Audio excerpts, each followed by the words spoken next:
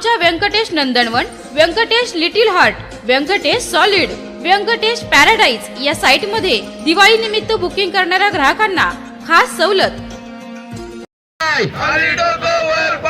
अरे कोण म्हणतो देत नाही,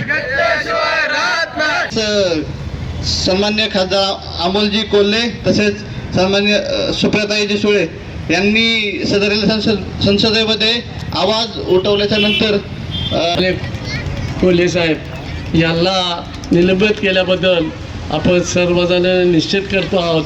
दोन्ही माणसं त्या हाऊसमध्ये जे अतिरेक घुसले त्याच्यावर बोलायला गेले म्हणून ते त्यांच्या अंगलट येतील म्हणून त्यांनी आपला दोघांना 149 लोकांना त्यांनी खासदारांना निलंबित केलं.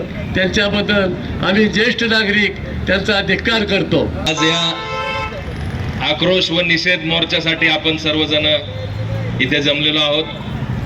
माझ्या आधी आपले मार्गदर्शक बंडू काका यांनी आपल्या आंदोलनाची भूमिका आणि या आंदोलनामागची पार्श्वभूमी आपल्याला समजून सांगितली. या आंदोलनामागची पार्श्वभूमी ही आज आपल्याला प्रत्येकाला माहिती आहे. आज आपण पेपरमध्ये वाचतोय, टीव्ही मध्ये आपण तो बघतोय.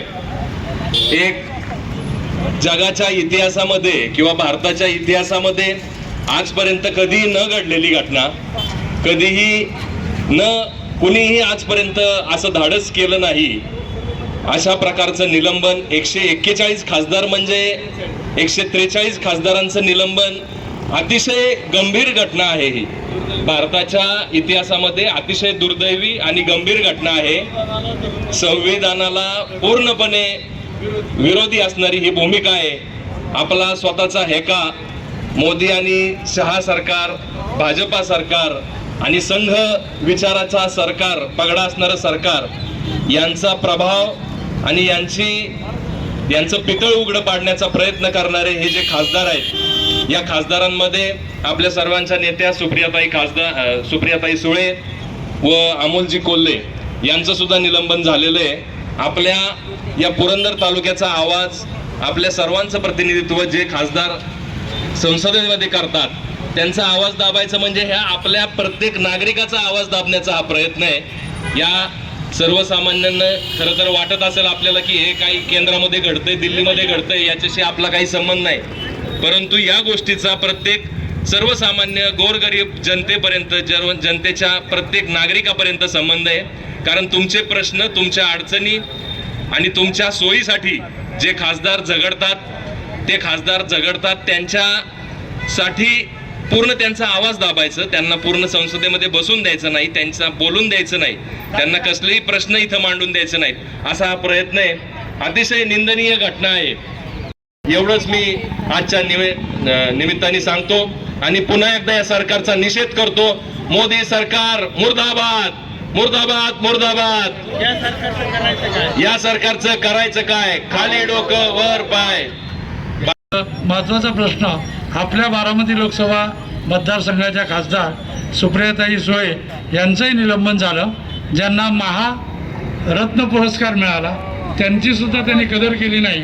आणि दुसरे आपले पट्टीचे खासदार अमोल कोल्हेजी यांचंही निलंबन झालं.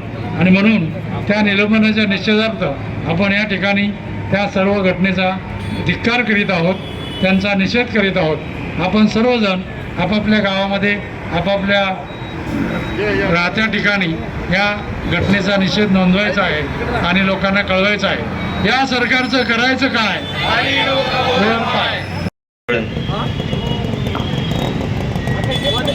खरं तर शिवरायांच्या पदस्पर्शाने पावन झालेल्या पुण्यभूमीत सरकार म्हणजे खरं तर जनतेचा पोशिंदा असतो. आणि या छत्रपतींनी खरं तर गोरगरिबांना, समाजातील प्रत्येक घटकेला योग्य न्याय मिळवून दिला होता. आणि ते खरं सरकार आता गोरगरीब जनतेला सरकारच्या विरोधात खरं तर हे आंदोलन करण्याची वेळ येते. ही खरंच दुर्दैवी गोष्ट आहे. या भ्रष्टाचारी सरकारचं करायचं काय? या भ्रष्टाचारी सरकारचं करायचं काय? 50 खोके केंद्र सरकारचं करायचं काय? हिटलरशाही सरकारचं करायचं काय? मी संसदेच्या हिवाळी अधिवेशनामध्ये ज्यांनी या संसदेचा मान पान आणि शान वाढवली अशा संसदरत्न खासदार सुप्रियाताई सुळे, संसदरत्न अमोलजी कोल्हे आणि अशा पद्धतीने 150 आमदारांचं या भ्रष्ट जुमला पार्टी सरकारने, केंद्र सरकारने निलंबन केलेलं आहे. खरं तर आदरणीय सुप्रियाताई सुळे यांनी फक्त प्रश्न विचारला होता शेतकऱ्यांच्यासाठीचा, शेतकऱ्यांची कर्जमाफी व्हावी, कांद्याची निर्यात बंदी व्हावी, या सर्व प्रश्नांसाठी त्या या बारामती लोकसभा मतदारसंघाचं नेतृत्व करत असताना त्या ठिकाणी शेतकऱ्यांचा आवाज म्हणून उभ्या राहिल्या होत्या, प्रश्न विचारत होत्या. संसदेमध्ये सुरक्षिततेचा प्रश्न निर्माण झाला, त्यासाठी ताई प्रश्न विचारत होत्या आणि या कारणासाठी आमच्या संसदरत्न खासदारांना या भ्रष्ट जुमला पार्टीने निलंबित केलेला आहे. खरं तर हा संसदेच्या इतिहासातील काळा दिवस आपण या ठिकाणी मानला पाहिजे. ज्या ज्या वेळेस संसदेचा इतिहास लिहिला जाईल त्या वेळेस हा दिवस, खासदारांचं निलंबन करणारा दिवस, हा संसदेतला काळा दिवस म्हणून त्या ठिकाणी लिहिला जाईल.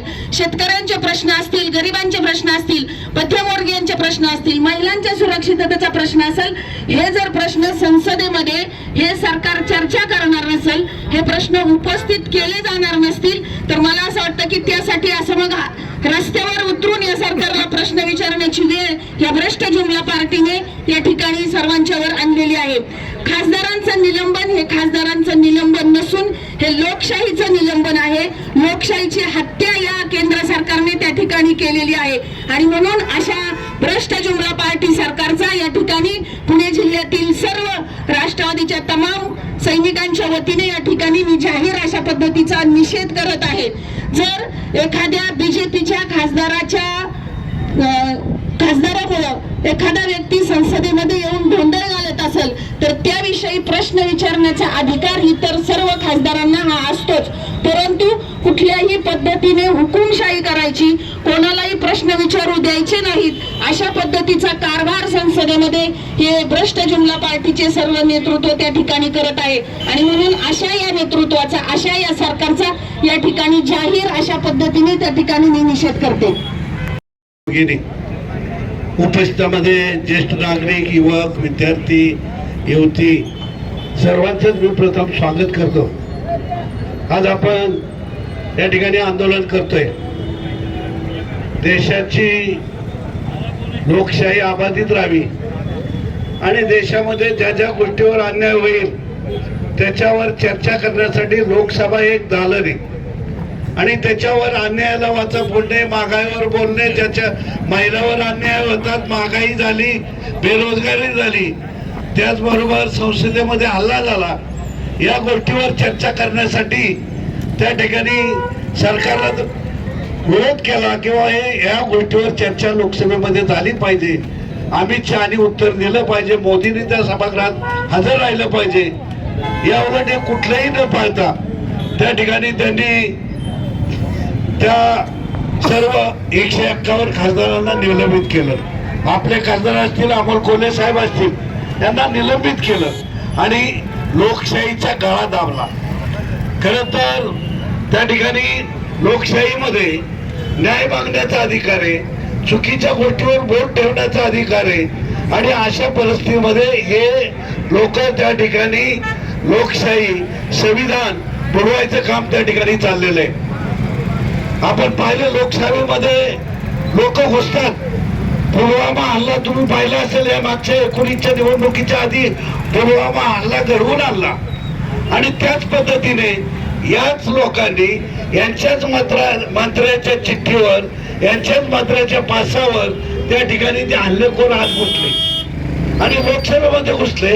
याची चौकशी व्हावी याच्यासाठी मागणी केली आणि हे पितळ उघडं पडेल म्हणून त्यांनी त्या ठिकाणी दडपशाही पद्धतीने 151 खासदारांना जगामध्ये आतापर्यंत जे घडलं नाही किंवा भारताच्या घटनेमध्ये, लोकशाहीमध्ये कधीही घडलं नाही अशी घटना त्या ठिकाणी घडली.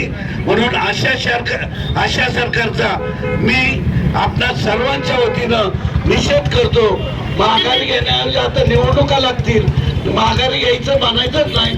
आता आपण देशामध्ये रस्त्यावर उतरायचे, आंदोलन करायचे आणि या सरकारला घरी घालवायचे.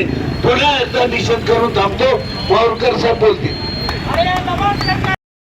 किंवा मीडियाला म्हटलं जातं, पण तो मीडिया सुद्धा आज एक हाती काम या सरकारचं करतोय. दुसरी बाजू समाजासमोर येऊन देण्याचं कटकारस्थान, फार मोठा घाट या देशामध्ये मोदी सरकारच्या निमित्तानं भारतीय जनता पक्ष आणि त्यांना मार्गदर्शन करणारी काही मार्गदर्शक तत्व अवलंबणारी RSS संघटना त्यांच्या बरोबर आहे. आणि म्हणून मला वाटतं पुन्हा एकदा खरं तर जुना काळ आपला होता की हुकुमशाही आणि गुलामगिरी जीवन जगणारा समाज बंद करून फुल्यांच्या वेळेस पिटून उठला होता.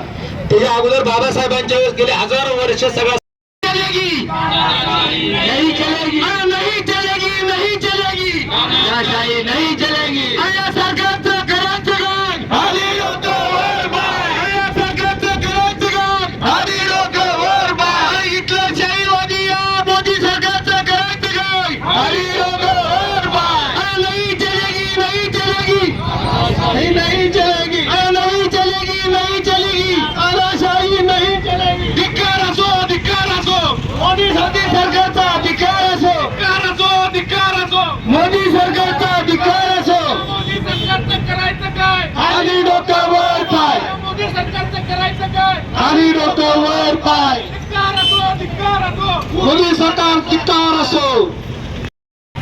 काँग्रेस पार्टी तसेच हवेली या सर्वांच्या वतीने आम्ही आज इथे निषेधासाठी उपस्थित आहोत. या सर्वांकडून मी बीजेपी सरकारचा येथे जाहीर निषेध करते. धन्यवाद.